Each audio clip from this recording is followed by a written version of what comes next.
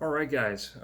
It's been a little while since I've done a another review here for you, so I've been feeling the itch lately. So I really wanted to get another review done while I had some extra time. So by popular demand, at least from the people that I know, um, we're going to review this Jericho 941. So there you go. Get a nice good look at it. So that's what I'll be reviewing for this video. And to drink, I actually have a little bit of my old granddad here. The last of it I have actually just finishing it off because I've had a kind of a not so great day. So, I was saving the last of it for a rainy day. And you know what? It's a rainy day. So we're gonna enjoy that while we're looking at this very fine pistol right here. So, the story behind this one is I was making my, I'll just put that in frame for you. I was making my usual rounds, as I normally do around town. Go to every gun shop that I normally go to, and I always check out the used section because there's always something new, something interesting there. And sure enough, this trip did not disappoint. So right there in the case, they had literally just put this out yesterday, the day I picked it up. Just sitting right there is this Jericho in pretty good condition. And I really, really wanted one because a sergeant in my unit that I shoot with fairly often, he also just got a Jericho of his own from Mosencrate. And I was able to shoot it a little bit, and I was really, really impressed with how it handled. So I figured, you know what, I need to get one for my own. But I had very specific criteria about how I wanted my Jericho to be. And that was the modern Jerichos you see now are polymer framed, and they also have a pick rail up here. I don't like that at all. I want the sleek, classic, all metal frame, super heavy. It just looks fucking cool. And I wanted the full length version too, not the super like stubby little compact barrel one. No, I wanted the full length, right? So I saw it sitting there in the case, and I was like, man, that's really cool. My only concern is, it's a two-tone. I'm not really huge on two-tone myself, but you know what? It is the exact Jericho that I was looking for, that I wanted. It was in really good shape, and the price was right. So picked it up, finger fondled it a little bit, and I was like, man, this is a really, really awesome pistol. I gotta have one. So picked it up that day. Probably shouldn't have, but I wouldn't be making these runs to the gun shops if I had any sense of financial responsibility. But I'm sure we've all been there, right? So, yeah. So I picked this up, and I think I paid $420 or $450 for this out the door. Didn't come with a box. Didn't come with anything except a mag. So I kind of wish it had the box and all the little accoutrements that go with it, the manual and everything else, but that's stuff you can get later. So, yeah, so this is just, a real basic Jericho 941. It's obviously a commercial model. This is not a military issue gun because it is the two-tone. And it is differing a little bit from the other Jericho because it has the slide-mounted safety decocker lever right here, as you would see like on a Beretta M9. And this is actually how, for those anime nerds out there, the weebs and all that, this is actually how Spike's gun is in Cowboy Bebop. He actually has the slide-mounted decocker safety, so extra cool points there. But for all intents and purposes, this is pretty much a CZ75 clone. The triggers feel almost exactly the same as a regular CZ75. It has pretty much the same kind of form and function as a 75. It's got kind of that long hooked trigger that we're so used to seeing on 75s. Mag release is in the usual spot. It even takes CZ75 mags. That's what I have right here is it's a Metgar, was it 17 rounder 75 mag with a little blue follower there. So these will absolutely work in these guns. You won't need a Jericho specific mag to run these, which is super cool because I already have a CZ75. It's in the shop right now actually, but and I could use all the mags I had already for this gun, which is pretty cool. So yeah, it's 75 clone. It's freaking chunky, man. This thing is huge. It's huge. It's heavy. I think it weighs like 2.3 pounds unloaded, which is a lot. for a 9mm pistol, right? So, I guess for like a size comparison, I got my 1911 here. You can kind of see a little bit of the size comparison there. It's a big freaking gun, man. Like it's just big. Like look at that dust cover, just enormous. And that kind of gives it all the extra weight that it has. And that definitely helps out in feeling like this is a really really solid piece. Great recoil control. This thing hardly doesn't move at all. Um, and Yeah, it just feels really really awesome in the hand, even though it has these kind of smooth like plastic grips, like rubberized plastic. I don't really know what they're made of, but they're kind of smooth. They're not the best grips in the world, but they are black, so they do kind of fit the two-tone look with the pistol. So I kind of kept them on there. Originally, I was thinking I was going to order some wood grips for these, but brown wood wouldn't really look too good with the two-tone look here. So yeah, it fits really really good in my hands, and I have pretty long fingers, kind of large hands, so it fits me pretty well. Might not be so good for dudes with smaller hands, shorter fingers, stubbier hands, stubby fingers, or female shooters of smaller stature. This probably would not be a number one choice for them, but it is by all means a excellently well made pistol. It's just solid. You can club somebody to death with one of these things. It's awesome. What other features? So, and making this a little bit different from the 75 is you can see the slide lock release lever here.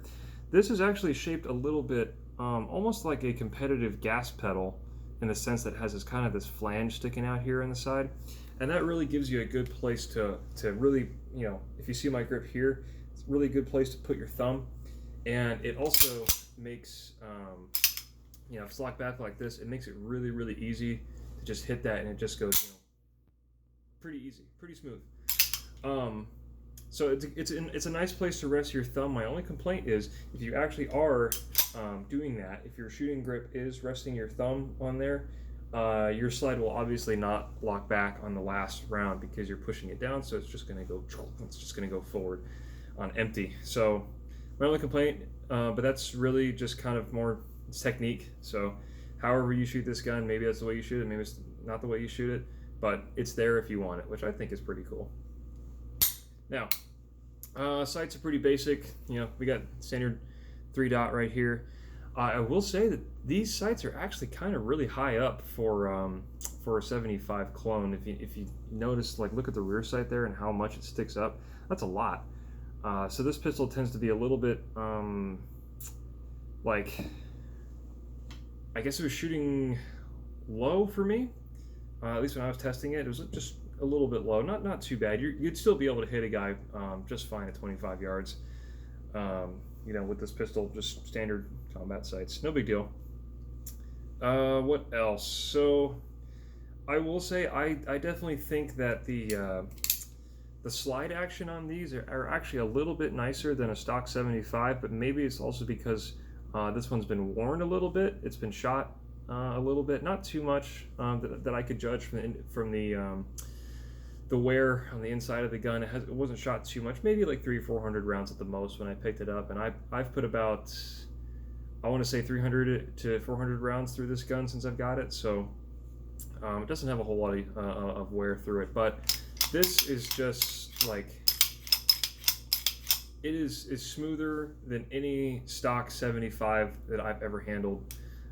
It's just awesome. I don't know how else to explain it. It's super smooth. It's like, it's straight back.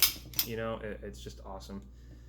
I will say I think the double action also is a little bit better than a stock 75. It's not as like stagey, I guess, than a 75 standard trigger. The Omega triggers might be a little bit different, but when I refer to a 75, I mean just the stock 75B, no BD, no decocker, no Omega model, just a standard 75. So that's really what I'm comparing this to. What else about this gun? So I guess shooting impressions. So shooting impressions, this thing just doesn't move when you shoot it. It's so heavy. It's shooting a 9mm. It's super flat, and you can really see why If you look at a lot of CZ's like race guns, like the Shadows and everything else, there's a reason why they look very similar to this, is because it works. It's super heavy. You got that low bore axis if you subscribe to that school of thought. I'm kind of so-so on it. It's just a really, really smooth shooting experience. Just a total pleasure to shoot. It's awesome. And it looks really cool. So I got a lot of questions and compliments at the range when I was taking this out for the first time. It was like, oh man, that's so cool. Yeah, it's a cool piece. What else? So it's kind of hard to find these ones now, like the slide mounted decocker safety all metal frame. I don't know if they make these anymore, but they're definitely not that common as far as I could see.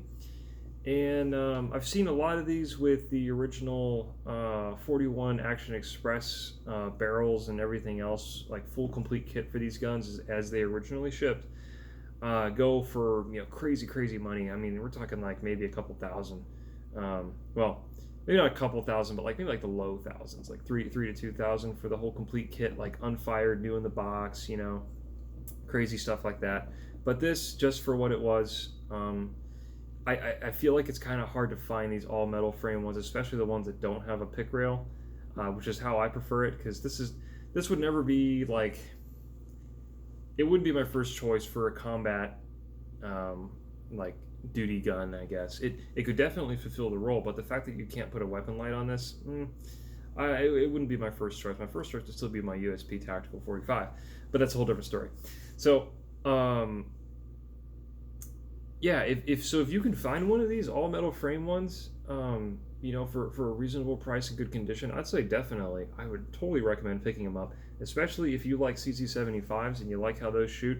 This one will pretty much shoot as good, if not better, than a stock 75. I just love them so much. This is just a great, cool pistol. It's got all the looks. It looks cool. So that's two things. Is it looks cool and it also functions well, and that's pretty important to me. I can get away with a gun looking cool even if it doesn't work that well. The fact that it looks cool, but I tend not to go with guns that work well but don't look good. So people that know me know I'm not a Glock guy. So because they just don't look good. They're not pretty. They're not nice to look at. But this is nice to look at. It works well. It shoots well, handles well. I mean, it's a good pistol. So if you can find one, I'd recommend picking one up. But depending on how much of a purist you are and for what exactly you're looking for with your Jericho, like if you want Spike Spiegel's gun, this is probably not it because it has the two-tone look. So you probably want the all-black one. But those that own these pistols kind of know that now, so they might ask a little bit more on the price to give you an all-black one that has all the correct features for Spike Spiegel's gun. So just something to keep in mind. I know for sure that for what I paid for this, $450 out the door, it was absolutely worth it. Considering I could get a brand new CC75B for $500 to $600, and the fact that this one was barely used, dude, I'm totally cool with paying as much as I did for something that is as cool and functional as this. So yeah, that's really all I got to say about it. These are great pistols. They work every bit as good as they look, in my opinion. And I would totally recommend getting one if you can find one. Now the polymer ones I can't really speak to too much because I've never even seen one in a store. I've never handled one. Maybe if you come across one of the like Magnum Research Baby Eagles or whatever is a very close example of some of these. But if you ask me, the only way to go is IMI, IWI made guns. Some people will say the Magnum Research ones are exact clones, copies, whatever you want to call it.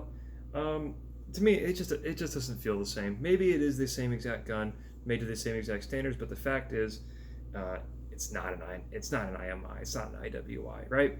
So I'm a little bit of a purist when it comes to that. But I've never tried the compact models. I've never tried the polymer frame models.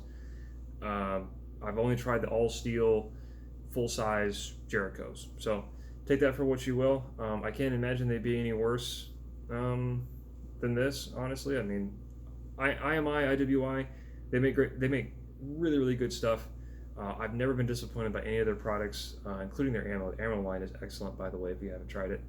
Um, it's just, this is a good piece of kit. Definitely recommend it. Totally pick one up if you can find one. Absolutely.